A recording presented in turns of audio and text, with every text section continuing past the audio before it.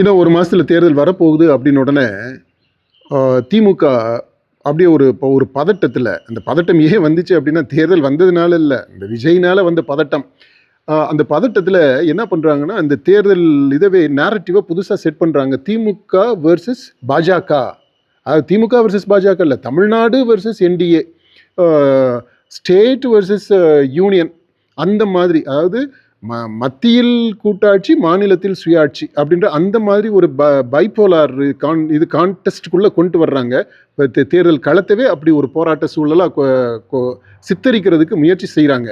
அதனுடைய ஒரு அம்சம்தான் மத்தியில் கூட்டாட்சி, மாநிலத்தில் சுயாட்சி அப்படின்ட்டு 70-80 வருஷத்துக்கு முன்னாடி சொன்ன அந்த கோஷத்தை திரும்ப கொண்டு வர்றாங்க. அதுலேயே நம்ம வேறு காணொலியில் சொல்லியிருக்கிறோம், எப்படி மத்தியில் கூட்டாட்சி அப்படின்றது அர்த்தம் இல்லாதது. ஏன்னா இப்போ அதுதான் நடந்துக்கிட்டு இருக்குது. மாநிலத்தில் சுயாட்சி ஏன் வரல அப்படின்னா, மாநில கட்சிகள் தான் அதுக்கு காரணமாக இருந்திருக்கிறாங்க அப்படின்றத நம்ம சொல்லியிருக்கிறோம்.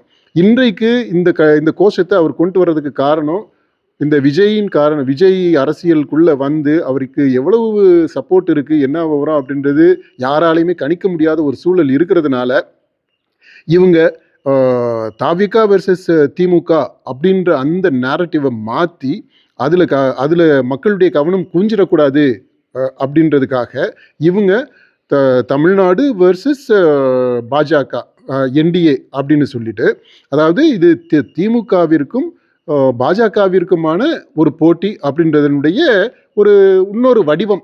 அந்த வடிவத்தை கொண்டு வர்றாங்க, ஒரு நேரட்டிவாக செட் பண்ணுறதுக்கு பார்க்குறாங்க. அது பல முயற்சிகள் தொடர்ந்து எடுத்துக்கிட்டு இருக்குது இந்த திமுக. அதனுடைய ஓர் அம்சம் தான் இப்போ புதுசாக இந்த விஷயத்த சொல்லிக்கிட்டு இருக்கிறது. அந்த ஒரு பழைய விஷயத்தை இப்போ திரும்ப சொல்லிட்டு இருக்கிறாங்க இல்லையா, மத்தியில் கூட்டாட்சி, மாநிலத்தில் சுயாட்சி. சரி, இப்போ இந்த தேர்தலுக்காக இதை சொல்கிறாங்களே, மத்தியில் கூட்டாட்சி, மாநிலத்தில் சுயாட்சி அப்படின்னு சொல்லிட்டு, இது மக்கள்கிட்ட எடுபடுமா அப்படின்னா எடுபடுறதுக்கான வாய்ப்புகள் இல்லை. என்ன, அதான் சொல்கிறோம், இது ஒரு ரொம்ப பழைய வாதம், ஒரு பழைய கோரிக்கை. அந்த கோரிக்கையை அப்போவே கைவிட்டுட்டாங்க. இவங்களும் நிறைய காம்ப்ரமைஸ் பண்ணிகிட்டே வந்துட்டாங்க.